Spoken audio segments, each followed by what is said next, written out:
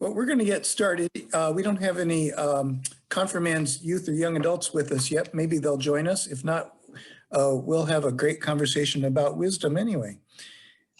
This conversation goes back to last spring or summer, when we were making plans for the 2020-21 year of spiritual enrichment. And somebody said, let's do something intergenerationally.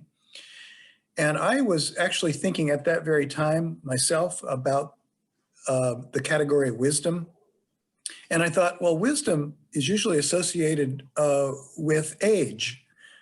Like the older you get, the wiser you get, although I don't always know how true that is, but that's usually our assumption. And then I thought, young people have wisdom too. Wisdom can't be just limited to any one particular age. And looking at this particular issue intergenerationally may be fruitful for us. And should we not have any youth and young adults and confirmands with us today, maybe we can do this at another time with them. But we can certainly think about what wisdom is today and how it actually is not just a concept, but is a lived concept in our daily lives. And also start thinking now about someone who you associate with wisdom. Someone in your life, or even in history, a fictional or person or a real person, someone who is wise. Just start thinking about that now. That'll be key to our exercises today. So welcome to this session. We're going to begin with a time of meditation on two verses from Scripture about wisdom. One from the Hebrew Bible and one from the New Testament. And spend some time in silence with each one. Can someone read this scripture for us? Wisdom cries out in the street. In the squares, she raises her voice. At the busiest corner, she cries out. At the entrance to the city gates, she speaks. Just spend some time reflecting on those words.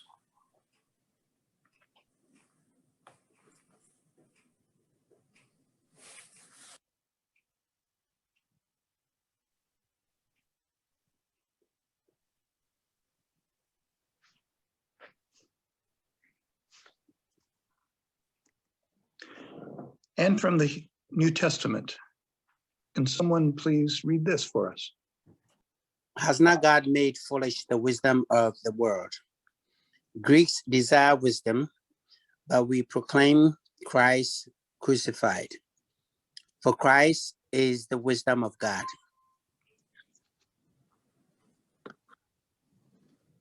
That's pretty mysterious, really. The New Testament. Mm-hmm.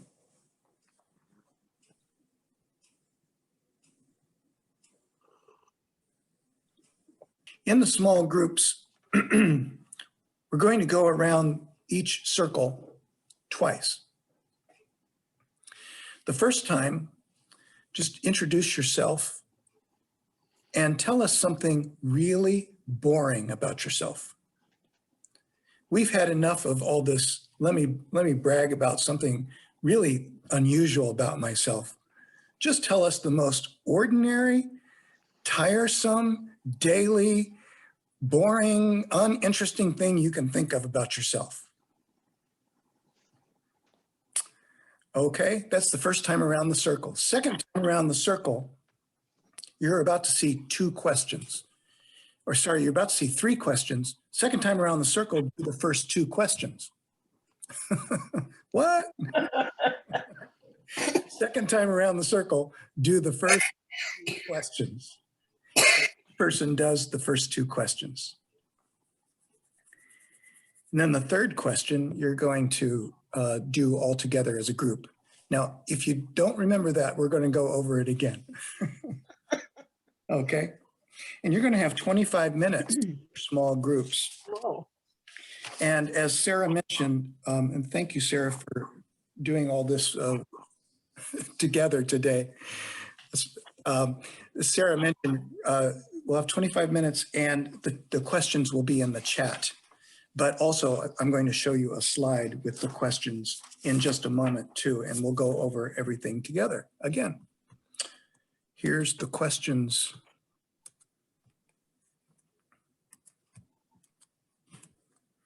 Okay, so again, first time around the circle, that question's not on here. That's just introducing yourself and telling us something ordinary about yourself, something boring even. But second time around the circle, consider the first two questions you see on the screen. Tell us about someone you know who's wise. And that can be a real person that you've known. It doesn't at all have to be a famous person, just anyone in your life who, when you think of wisdom, you think of this person. It can Do they have to be alive or deceased? No, it can also be someone from history, someone who's deceased that you knew, someone who's deceased who you didn't know. It can even be a fictional person. Okay? Just someone, you know, when you think of wisdom, you think of this person. And then at the same time, go into how their example might lead you to a definition of wisdom. So this is your second time around the circle. Tell us about someone you know who's wise, and what does this person's example tell you about what wisdom is? Like, considering this person, what is wisdom? Okay, that's your second time around the circle. And then the third time is just have open discussion in your small group. So at third time, or just the third question, you can just have general conversation. How can we live wisely in our daily lives based on the conversation you've had around the circle? So just want to know the next 5 minutes or so, what did you learn about wisdom? Give us some understandings and definitions of this elusive term based on your conversation. Well, in our group, we tended to get into the area of raising children so that they become wise people. That seemed to be the thrust of it. Most of the people in our group related to a relative as somebody who was a wise person. What else did people learn about wisdom? What might be its contours, its lived reality?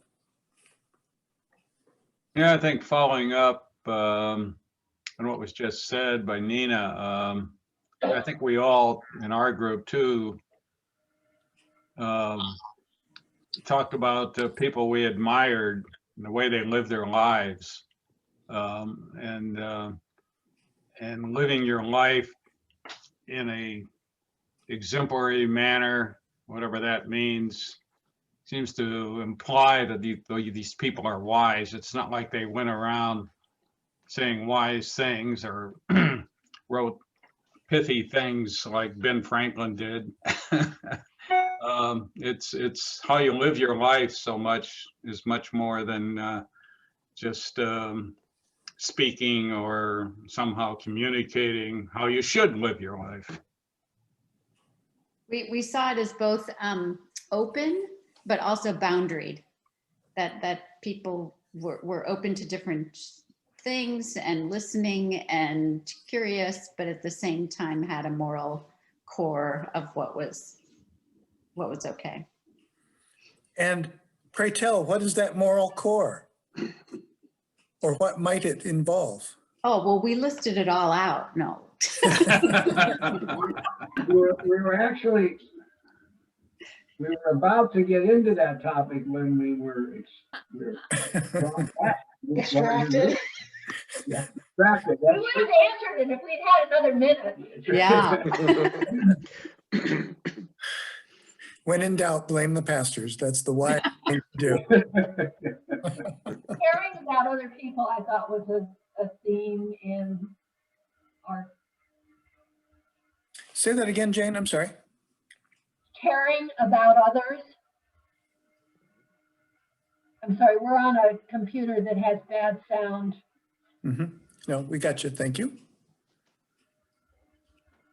What else did you arose in your conversations that you would think the whole group could benefit from? We had a lot of similar things. We, I think Junia mentioned that it's not just, it's not knowledge. Knowledge and wisdom are different things, and we have to learn, and it takes some time. Maybe once you get older, and just learning from your mistakes. And failure itself is not a bad thing, but a good thing. And then we also came to what I've been hearing other people say, that we can learn all we want, we can Google all the data we want, but knowing what is out there and knowing how to live, not what we can do, but what we should do. So maybe combining the data, the knowledge we have, with a code of morals and ethics to live and treat other people kindly. Something else that we mentioned was non-judgmental. Same.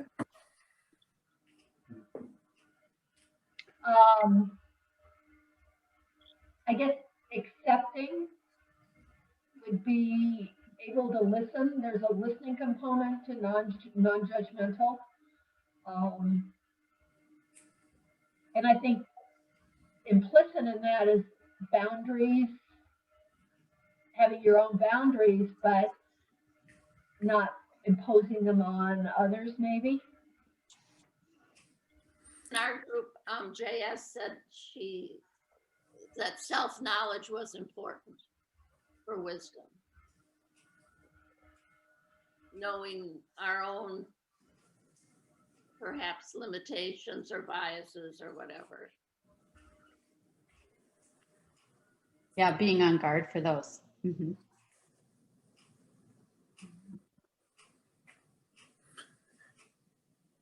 But I think, Jane, too, you have to be able, I think, in some ways is wise to draw a line in the sand, but also to allow people to make their own mistakes or their own, have their own journey. Can one of you share the person that you chose as your model wise person? And what about that person connotes wisdom? Well, I suggested Paul Allen, who was the minister of this church, as my wise person. And one of the things that I admired him for was he had a wonderful, wonderful wife who descended into Alzheimer's, and he did that with such grace. He handled it so well, and it was a very hard part of his life, I think. What does that suggest about the nature of wisdom? Adapting to situations. Knowing what to do when. Kind of learning to go with the flow, even when the flow is more like a riptide.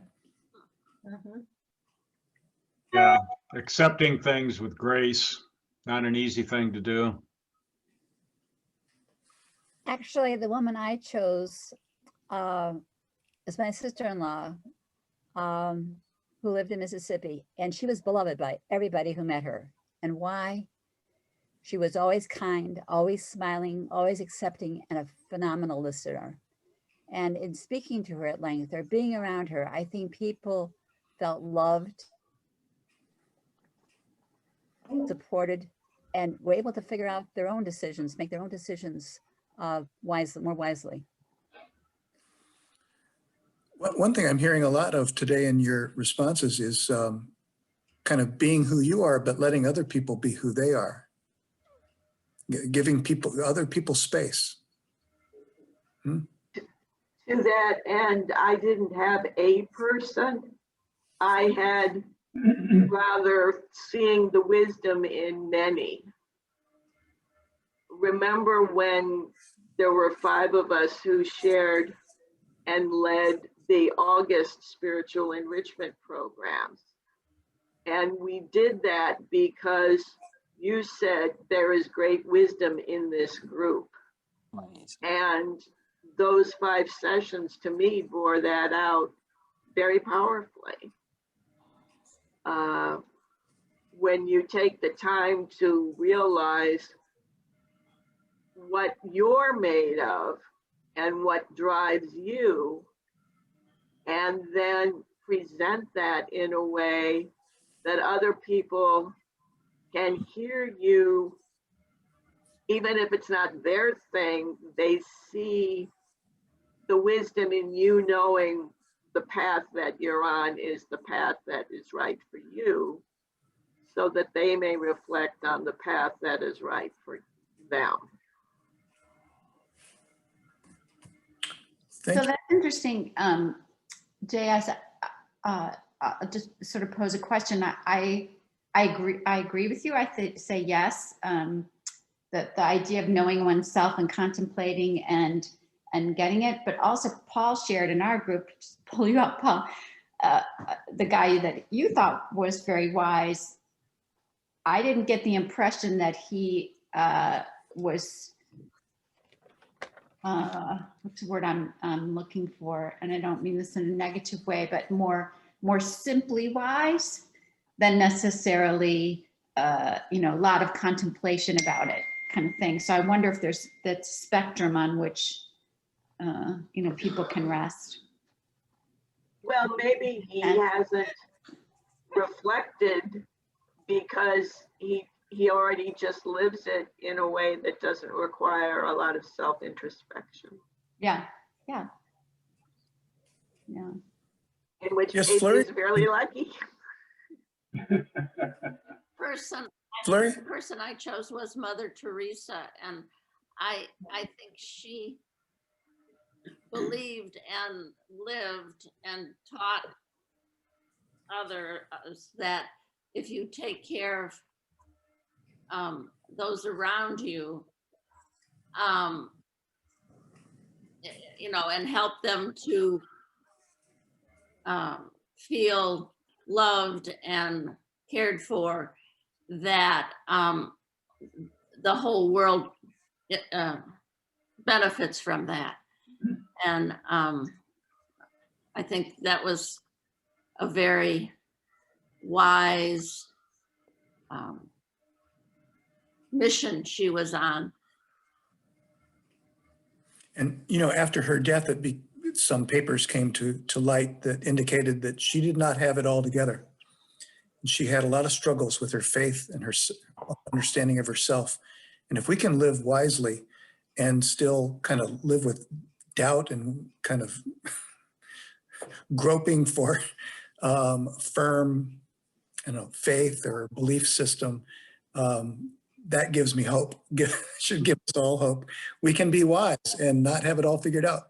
My college motto was Scientia et Sapientia, science and wisdom. So data, but what do you do with it? I always love that motto. I'm going to show you, just for grins here, one scholar's definition of wisdom, and I'd like to hear your responses to it. What do you think about that in light of our conversation? Thank you. Well, Wisdom is, it's changing your view. I don't know. Changing your Zoom view. So if you can't see it, Valerie Tiberius writes, wisdom is the set of dispositions, skills, and policies that help us deliberate about what matters in life, and then translate that into choices and actions. What do you think? I like that. Like it, but I would add beliefs, the set of dispositions, beliefs, skills, and policies. Without beliefs, it just makes it all, and we talked a little bit about this, very secular. There's no spiritual element there, unless it's in dispositions. Yeah, I think there has to be a dispositions. spiritual element. I agree, Paul. But otherwise, I think Tiberius has got it pretty broadly. we were talking about, initially wisdom, I want to think about, reading some great philosophy or anything like that. But then it's not just some Zen, being at peace with oneself, but like Paul was just telling the Corinthians, wisdom is actually an action. I guess if you're wise enough, you're going to make the world a better place. I'm not sure you have to be academically knowledgeable in order to have wisdom. I think you can be wise in ways of the world that, in your own environment without a public education. But isn't there also a wisdom to the young, right? Unencumbered Yes. by all the knowledge. It's tough. In our remaining minute or so, I'd like us to look briefly at these two scriptures that we started with. How do they look to you now after we've had an opportunity in small groups and large group to reflect on the nature of wisdom?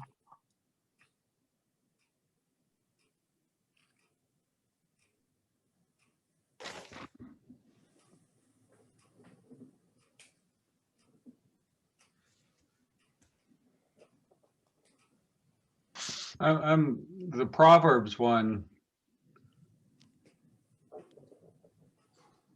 almost makes it sound like wisdom is kind of like a prophet. I don't know. I'm not sure I think of it that way. Yeah, wisdom is certainly personified in this text.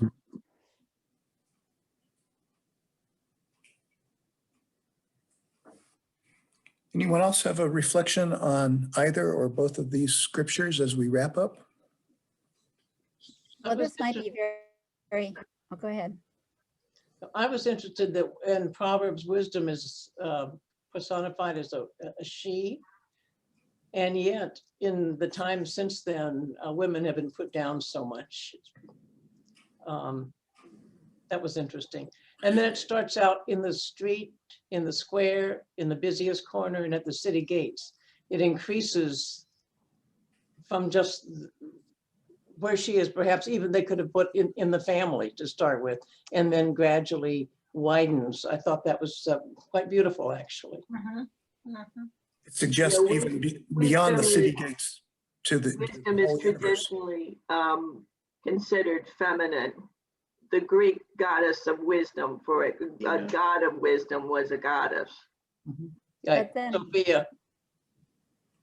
how do you define wisdom here? Is wisdom what you see in people's behavior? Is that how it's defined?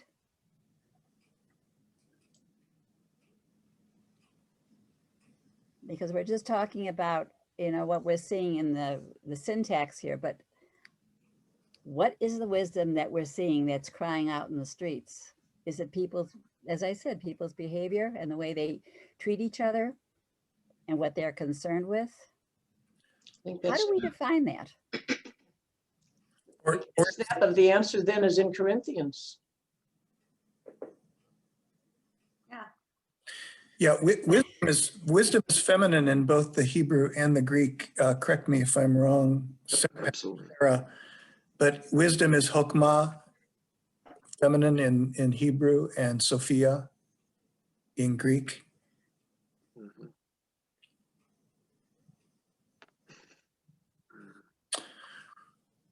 Well, it seems to me like the Greeks were more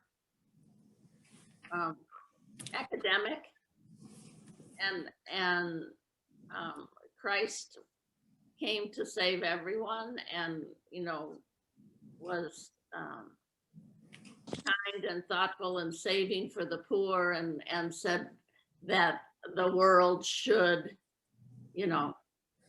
take care of these people and treat these people fairly. And I think in Proverbs, it reminds me of the protests going on now against the injustices in the world. And that, you know, we need to not only be aware of them in our own backyard, but everywhere.